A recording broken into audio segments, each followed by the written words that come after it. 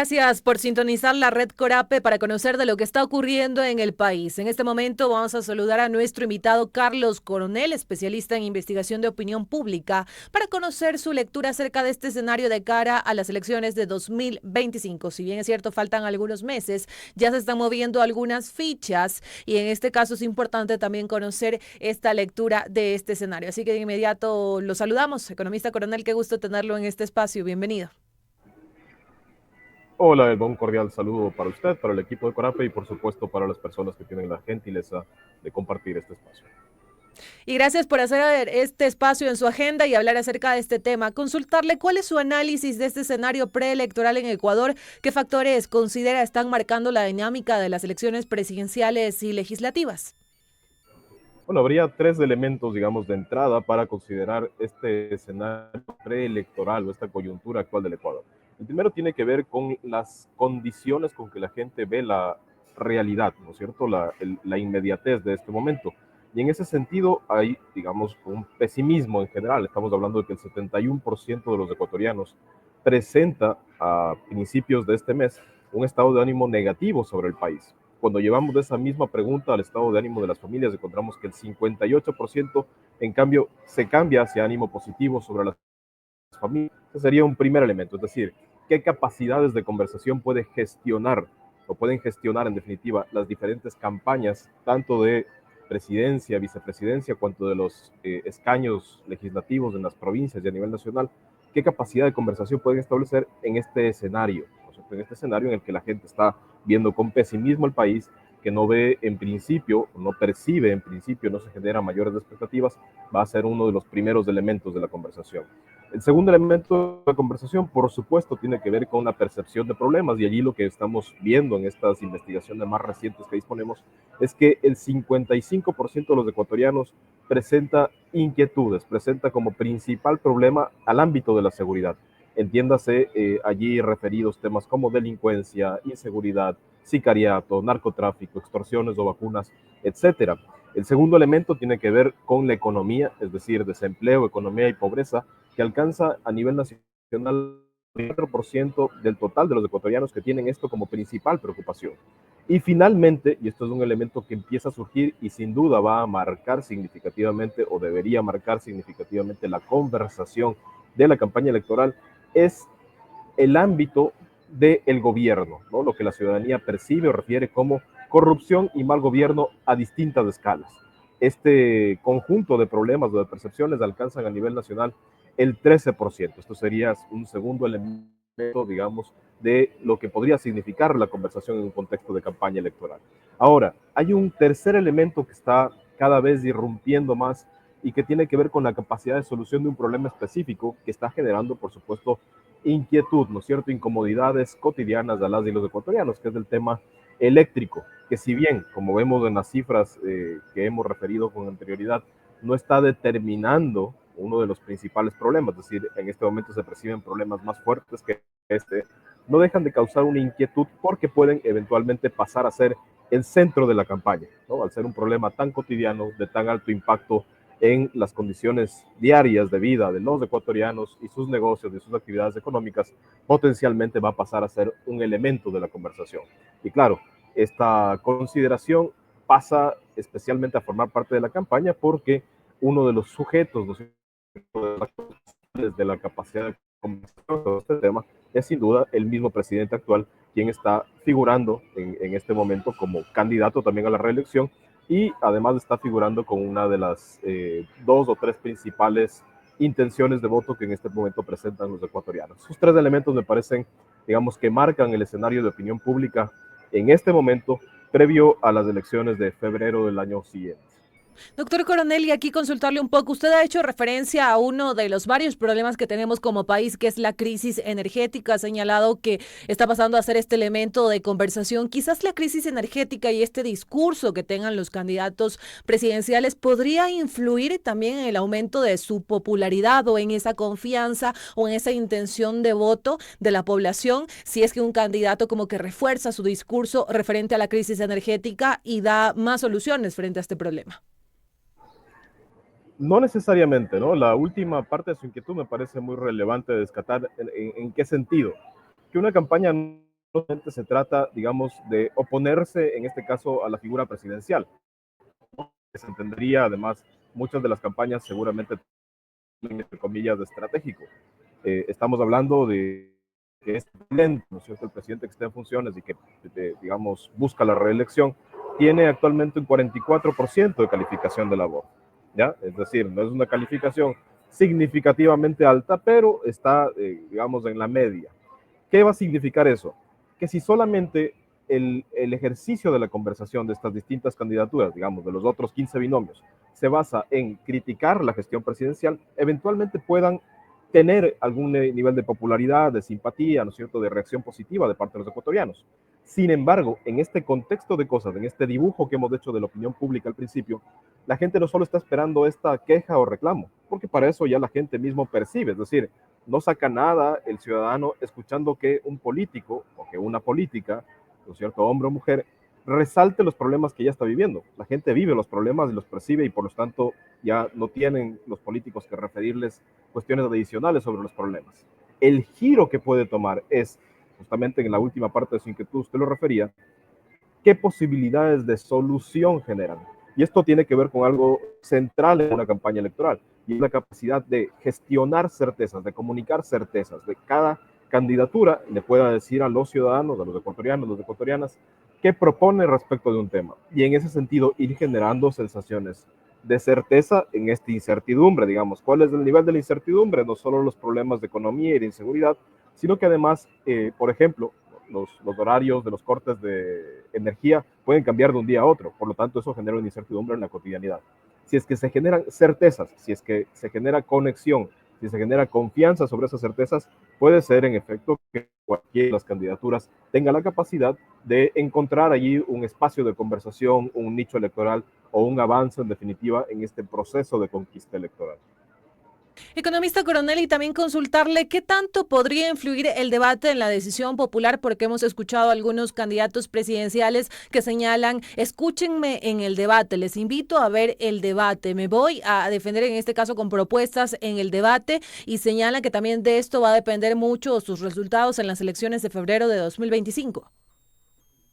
Bueno, es importante que las candidaturas estén planteando hacer un buen debate, pero yo diría que hay tres niveles de poder comprender el impacto que puede tener un debate. Primero es la calidad en el diseño del debate. Claro, si uno le pide a una persona, a cualquier persona, que resuelva en 30 segundos un problema complejo, tiene que ser en realidad muy bueno comunicando como para generar una certeza. Pongamos un ejemplo, si yo le pregunto a cualquiera de los candidatos o candidata, cómo resolver el conflicto actuarial del Instituto Ecuatoriano de Seguridad Social, ¿no? ¿Cuál es la respuesta que en 30 segundos se pueda generar para dar una argumentación adecuada y sobre todo generar una certeza en términos de lo que se puede hacer? Creo que es un tema difícil y así hay muchísimos temas difíciles, incluyendo la misma crisis energética, el déficit fiscal que presenta el Ecuador, de más de 10.000 millones de dólares, etcétera.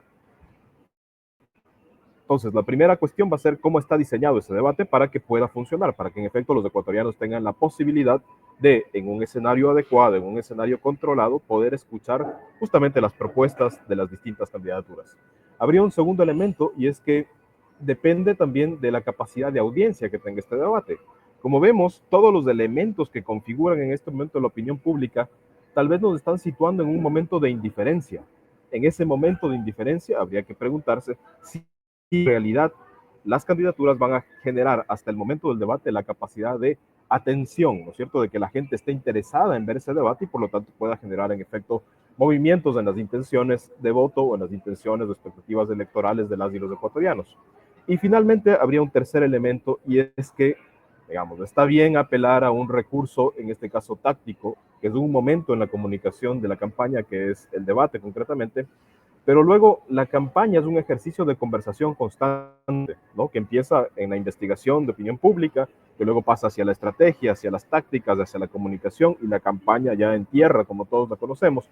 Pero finalmente, si todo eso no está armado, no está presupuestado en términos de recursos, principalmente de tiempo, si esa conversación, que es una conversación más dinámica y constante, no se ejerce, puedes hacer el mejor debate posible que tal vez no te alcance, ¿no? Porque justamente el ejercicio de la comunicación política, en última instancia, el ejercicio de la democracia, implica asegurar todos estos momentos, estos pasos, que no son solamente cuestiones técnicas, sino que son la forma adecuada de convertir las expectativas ciudadanas en un mandato electoral y por lo tanto, al juntar estas dos opciones, generar la conquista electoral, ¿no? Generar una intención de voto, generar el convencimiento de un elector o una electora. Eso respecto del debate.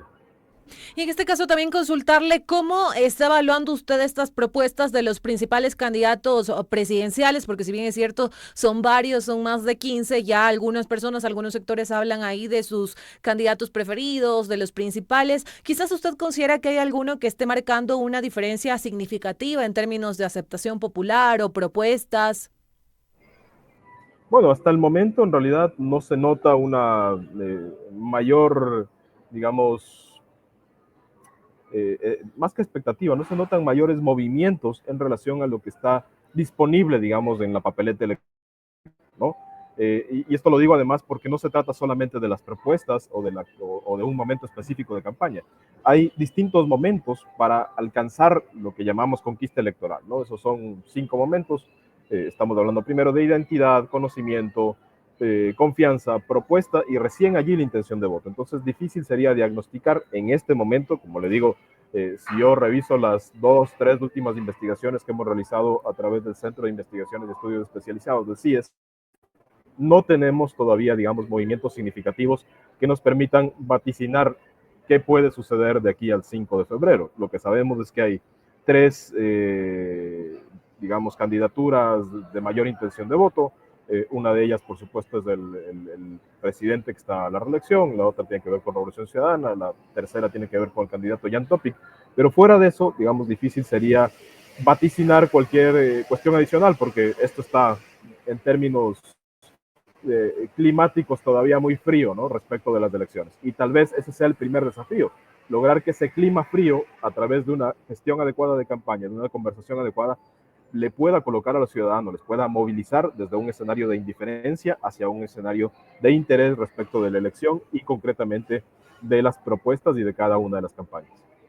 Y señor coronel, también consultarle, ¿cree que estas posiciones divididas en la Asamblea Nacional influirán en los resultados de estas elecciones? Porque estamos hablando acerca de este papel que tienen los candidatos presidenciales, pero no debemos olvidar que en este caso también se eligen a los asambleístas nacionales y provinciales. Bueno, en efecto, lo que se prevé hasta este momento, digamos, de lo que hemos evaluado en la opinión pública, de lo que tenemos previsto en la distribución de escaños, habría un escenario nuevamente, digamos, de minorías grandes, ¿no? No se ve en este momento, en las intenciones de voto, una consolidación significativa de un bloque mayoritario, pero por supuesto eso habrá que irlo evaluando, monitoreando en el conjunto de la campaña. Habría dos elementos allí en relación a su inquietud. Primero es, funciona para los ciudadanos este conflicto legislativo que, digamos, en algunas ocasiones, en algunas semanas lo hemos más profundizado, en otras menos profundizado. Bueno, eso le está generando nuevamente incertidumbre a las y los ecuatorianos, por lo tanto no le aporta. Y el segundo elemento es que, claro, al tener 16 binomios en la papeleta, hay un comportamiento que tiene que ver en la relación, lo que conoceríamos comúnmente, ¿no es cierto?, como el voto en plancha. Si ese comportamiento de voto en plancha de voto por la lista A para presidente o presidenta y asimismo voto por la lista A para legislativo, al haber 16 binomios, eso va un poco a configurar un comportamiento específico que, como decíamos, eventualmente va a derivar en un escenario de minorías grandes.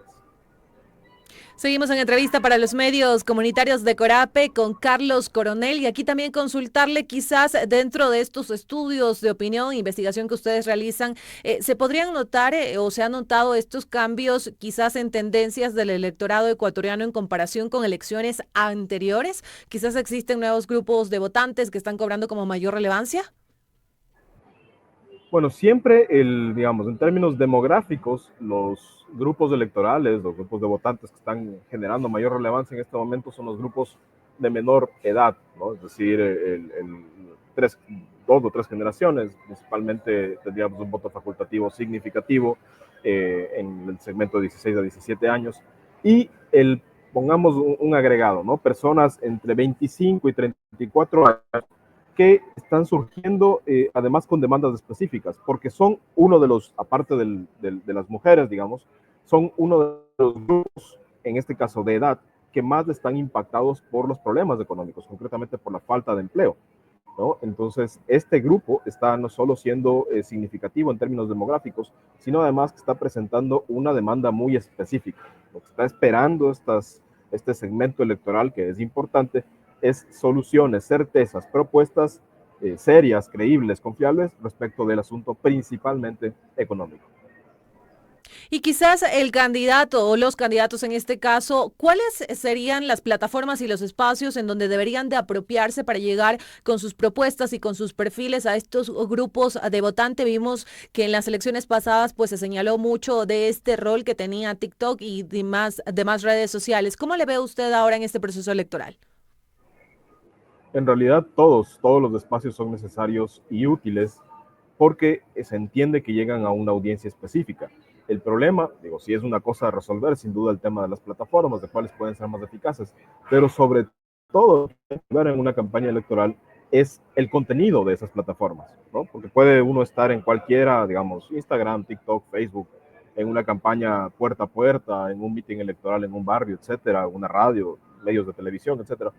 Pero si el contenido no es el adecuado para el formato en el cual se está uno subiendo, digamos, o para la audiencia a la cual uno quiere conectar, difícilmente va a funcionar, ¿no? Entonces, si se usa TikTok, que tiene, por supuesto, una amplia capacidad de difusión, hay que pensar en quién está viendo a través de esa pantalla, qué necesita esa persona, es decir, no es un contenido genérico, y luego en qué forma, en qué mecanismo, incluso en qué palabras tengo que llegar a esa conversación con ese grupo de personas, ¿no? Y con esas audiencias en específico.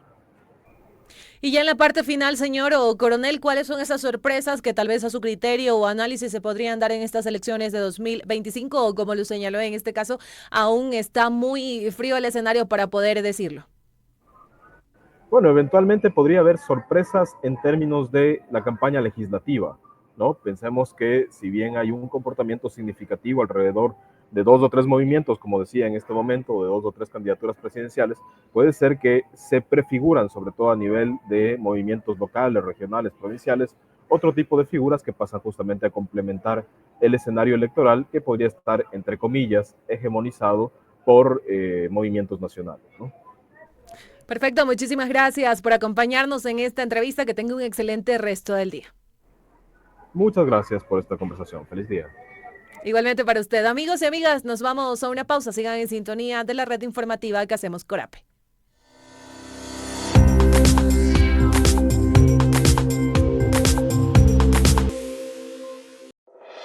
En la vida hay ciclos difíciles de romper, pero existe uno en particular que es necesario identificar: el ciclo de la violencia. Jessica, a través de su testimonio, nos cuenta su experiencia. Desde mi experiencia, yo puedo decirle a alguna mujer que estén escuchando este audio que se puede salir del círculo de la violencia. ¿Cómo? Primero, identificando que se está viviendo la violencia. Segundo, buscando una ayuda profesional, un psicólogo. Tercero, activando el botón de pánico, puede ser. Y cuarto, tomando la decisión de no dejarnos maltratar ni pisotear de nadie. Y nada vale el abuso de nadie contra otra persona. Reconocer que se vive violencia, buscar apoyo, activar recursos de emergencia y tomar la decisión son acciones que pueden romper el ciclo de la violencia. Un mensaje de Aquanuna y Medicus Mundi Mediterránea con el apoyo de Generalitat Valenciana en coproducción con Corape. Campaña comunicacional Florecemos en Resistencia.